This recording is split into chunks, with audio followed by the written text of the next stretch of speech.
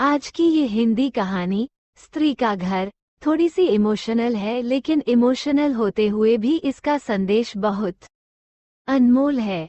आपकी आंखें थोड़ी नम करने के साथ साथ आपके दिलो दिमाग पर यह कहानी छाप छोड़ जाएंगी, इसलिए इसे एक बार पूरी जरूर पढ़िए। तुम्हें कितनी बार बताया है, मेरे तैयार होने से पहले मेरा नाश्ता तैयार हो जाना चाहिए। शादी के 25 सालों बाद भी मुझे क्यों बार बार एक ही बात बतानी पड़ती है? लता, तुम्हें क्या है? तुम तो आराम से घर पर रहोगी, मुझे काम पर जाना पड़ता है। तुम हो कि हमेशा बेवकूफों जैसी हरकत करती हो। अगर तुम ये जानबूझकर करती हो तो याद रखना, मुझसे बुरा कोई नहीं होगा। आज भी प्रशांत का पारा चढ़ा हुआ था। इन कटु शब्दों में अपना गुस्सा उतारते हुए, गीला तौलिया कुर्सी पर फेंकते हुए प्रशांत गुस्से से लता की तरफ देखने लगा। लता के लिए प्रशांत का ये बेवजह का गुस्सा कोई नई बात नहीं थी। वह महीने में 3-4 बार ऐसे ही लता पर बरस पड़ता था। पहले पहले लता उसका विरोध किया करती थी, लेकिन जब कई सालों तक प्रशांत में कोई बदलाव नहीं दिखा तो लता ने खुद को ही बदल दिया। अब प्रशांत के कुछ भी कहने से लता को कोई फर्क नहीं पड़ता था। प्रशांत की हर बात वो चुपचाप सिर नीचे झुकाए सुन लेते थी। शादी के पहले 5 साल तक लता ने पूरी कोशिश की थी कि प्रशांत को बदला जाए, लेकिन फालतू का गुस्सा करना और बाद में लता को भला बुरा कहना, यह मानो जैसे उसकी आदत बन गई थी। कोई भी वाद विवाद होता तो प्रशांत सीधा लता को बोल देता, अगर मैं तुम्हें अच्छा नहीं लगता तो क्यों नहीं चली जाती अपने मायके? क्यों रहती हो मेरे साथ? इतना सब कुछ होने के बावजूद लता प्रशांत के साथ रहती थी क्योंकि उसे अपनी बेटी की फिक्र थी, और वह जाती भी तो कहा अपने बूढ़े हो चुके माँ बाप को इस उम्र में परेशान करना वो नहीं चाहती थी। समाज और लोग क्या कहेंगे, ये भी तो उसे देखना था। वो इतनी पढ़ी लिखी भी तो नहीं थी कि खुद जाकर कोई नौकरी कर सके और अपना और अपनी बेटी का पालन पोषण कर सके। लता को अब अपनी फिक्र नहीं थी। उसको फिक्र थी तो बस अपनी शादी लायक हो रही बेटी की। लता नहीं चाहती थी कि पति पत्नी के झगड़े की वजह से काव्या डिस्टर्ब हो। काव्या की पढ़ाई पूरी हो चुकी थी, उसके लिए अब शादी के रिश्ते आने लगे थे। कई रिश्तों को काव्या ठुकरा चुकी थी। 2-3 महीने बाद एक अच्छा रिश्ता आया। रिश्तेदारों और पहचान के लोगों ने भी लड़के के बहुत गुणगान किए थे। प्रशांत एक शाम अपनी बेटी के पास बैठकर उसे बताने लगा, काव्या, बहुत अच्छा लड़का है, पढ़ा लिखा है, बड़ा घर है, बहुत अच्छी नौकरी है। ऐसे रिश्ते बार बार नहीं आते बेटा, इस बार मना मत करना। काव्या अपने पिता से ज्यादा बात नहीं करती थी।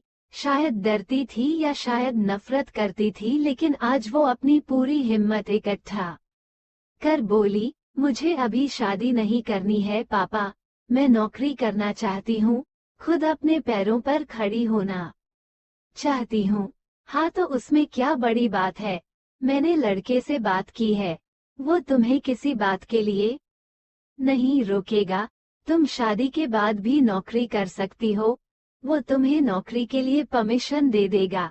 प्रशांत बोला, मेरा नौकरी करना या ना करना उसकी परमिशन पर क्यों डिपेंड रहेगा पापा? काव्या ने पूछा, मैं कह रहा हूँ ना, तुम्हें किसी भी चीज की कमी नहीं होगी वहाँ। ऐसे रिश्ते बार बार नहीं आते, इसे ठुकरा मत, बहुत खुश रहोगी तुम वहाँ। प्रशांत बोला, पापा क्या मैं उतनी ही खुश रहूंगी जितनी मम्मी इस घर में खुश है? काव्या ने तंज कसते हुए कहा, आज तुम्हारी जबान कुछ ज्यादा नहीं चल रही। प्रशांत गुस्से से आंखें बड़ी करते हुए बोला, पापा मुझे शादी ही नहीं करनी है, क्योंकि शादी के बाद अगर वो लड़का आपके जैसा निकला तो मैं क्या करूंगी? मुझे आपके जैसा जीवनसाथी नहीं चाहिए जो बिना बात के मुझ पर हमेशा चिल्लाए। मुझे कुछ भी अपनी पसंद का लेना हो तो 10 बार सोचना पड़े, कहीं वो नाराज ना हो जाए। मेरी तबीयत कैसी भी हो, उसे परवाह ना हो। रोटी थोड़ी सी मोटी बन जाए तो घर सर पर उठा ले, उसकी चेक बुक ना मिले तो भी मेरा ही दोष निकाले, और हर छोटी मोटी बात पर मुझे मायके जाने के लिए कहे। काव्या ने अपना दिल खाली करते हुए पापा से सब कह दिया। प्रशांत का गुस्सा 7वें आसमान पर था, लेकिन उसके मुंह से एक भी शब्द नहीं फूट रहा था। वो काव्या की बातें सुन रहा था। काव्या उतना ही बोलकर चुप नहीं हुई। आज पहली बार वो अपने पापा के सामने इतना कुछ बोल रही थी। पापा, आपने माँ के साथ हमेशा गलत व्यवहार किया है। आप अपने ऑफिस का गुस्सा बिना सोचे समझे माँ पर उतार देते हैं, कभी इस बात की परवाह भी नहीं करते कि उन्हें कैसा लगता होगा। आपकी बातें सुन सुन माँ ने अपना स्वाभिमान खो दिया। प्रशांत आज पहली बार अपने किए बर्तावों को महसूस कर पा रहा था। वो इतना ही बोल पाया, जो तुम्हारा मन है वो करो, मैं तो इतना बुरा हूँ ना। काव्या ने प्रशांत का हाथ पकड़ा और बोली, पापा, मुझे सिर्फ एक सवाल का जवाब दे दो, क्या आप चाहेंगे कि मेरा पति आपके जैसा हो? अगर आपका जवाब हाँ है तो कर दीजिए मेरा रिश्ता आज ही, और ना है तो मुझे आत्मनिर्भर बनने दीजिए। प्रशांत कुछ भी ना बोल पाया और वहां से चुपचाप बाहर चला गया। आज उसे लता के सामने जाने में शर्म आ रही थी। चलते चलते उसकी आंखों से आंसू बह रहे थे। प्रशांत ने आज से अपने आप को बदलने का निश्चय किया। अगले दिन से लता ने अपने पति में काफी बदलाव देखा। वो सोचने लगी कि जो हिम्मत काव्या ने दिखाई है, वो हिम्मत अगर मैं पहले ही दिखा देती तो शायद आज परिस्थिति कुछ और होती। अब काव्या पढ़ लिख कर अच्छी नौकरी करने लगी थी और 3 साल बाद उसके लिए एक अच्छा रिश्ता आया और उसकी विदाई पर प्रशांत बोला, बेटा तू हमेशा खुश रहेगी क्योंकि तेरा पति तेरे बाप जैसा नहीं है। प्रशांत की यह बात सुनकर लता और काव्या की आंखों से आंसू बहने लगे। दोस्तों, हमारे समाज में औरतों को भले ही देवी का दर्जा दिया जाता है, लेकिन वह स्वतंत्रता नहीं दी जाती जो उन्हें देनी चाहिए। उन्हें बचपन से ही बताया जाता है कि वो पराया धन है। स्कूल से आने में देर हो जाए तो पिटाई मिलती है।